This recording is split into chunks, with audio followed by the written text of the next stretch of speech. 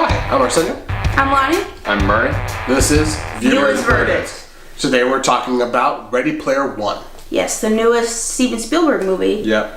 And it's based off a book by Ernest Cline. And thank God Steven Spielberg stepped in, because there was a lot of fat that needed to be trimmed out of the book in making the movie, and it was done phenomenally. There's a lot of things in the book that are just, it's unnecessary, a lot of explaining as all the pop culture references, which they didn't do, thankfully. We didn't care about his high school life, or it's really, this movie kind of starts running and just keeps going, and Right. where the book kind of slowly, you crawl and then you walk and then you run a little bit and then you crawl again. So Let's see. Did you read the book? No. Okay. So given someone who has not read the book, I know I haven't read it, but I want to get your opinion. What did you think about it, not reading the book?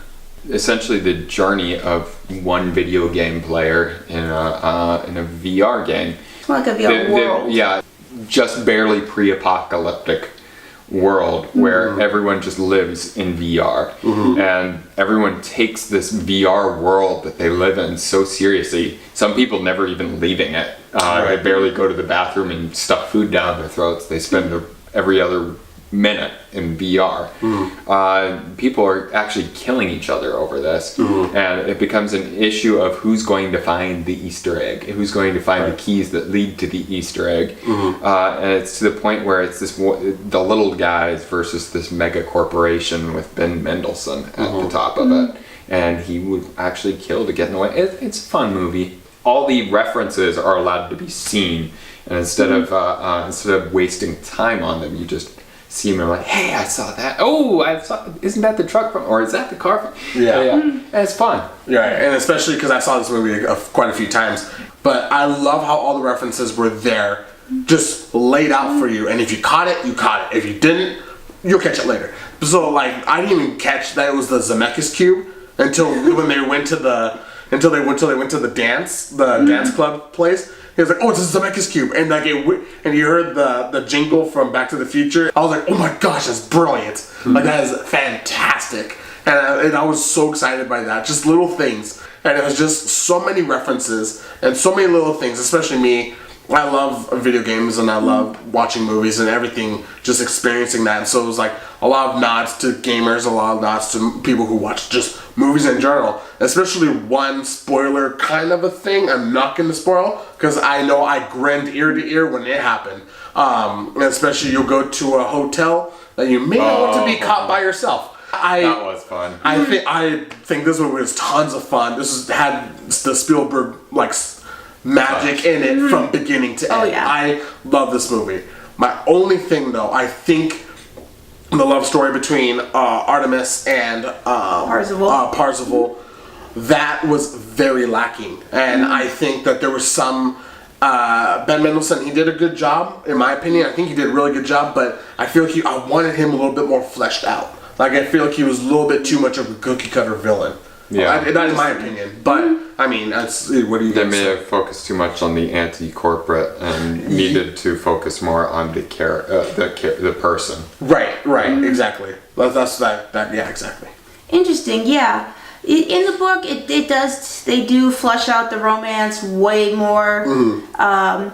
Again, the book, this whole movie takes place over months, and instead in the movie it takes place over maybe a week, the entire movie. Yeah. So they really condensed everything down, and that worked for everything. I agree that a little bit, it was kind of a little bit forced. The love not the love scenes, but the love between the two of them. Right, the chemistry. The chemistry was very chemistry. manufactured instead of looked organic. Yeah. Yeah, but still, the effects were great. Oh, yeah. I was a little bit nervous knowing that most of this movie takes place inside of virtual reality, so it's all CGI. Right. And that was one of the things that I was nervous about, but didn't end up bothering me in the end. Right, yeah, same. So, Yeah, it's a summer blockbuster. Yeah, exactly. Okay, and here we are with our verdicts. Lonnie, what's your verdict? my verdict is to definitely see this in theaters. It was big blockbuster movie, all the CGI, all the references. I don't even know if I would have seen half the references on a smaller screen. But again, with so many references, you have to see it again and again. Yeah. To really get them all down. But it was fun. It was short and to the point, even though it's 2.5 hour movie. But it's still that pacing it's going. is, yeah. You don't get stuck at all, or there's a few moments that are a little slow, but it really keeps trucking along, and I love that about it. So my verdict is to see it in theaters. Murray? Yep, same verdict. You've got to see it in theaters. It's fun. There are movies certainly that are nowhere near as fun. There are much shorter movies that are going to feel longer. It's a big spectacle. You get to watch a great, you get to watch a solid story play out that's fun, that's well paced, and it's pretty to watch. Yeah. It's good visual. I have to say, see it in theaters too. This movie was fantastic. It's a great theater experience. It's a definite, like, let's get everyone together and let's go see this movie kind of a movie. Like, I had a blast seeing this movie. I can't recommend seeing it in theaters enough.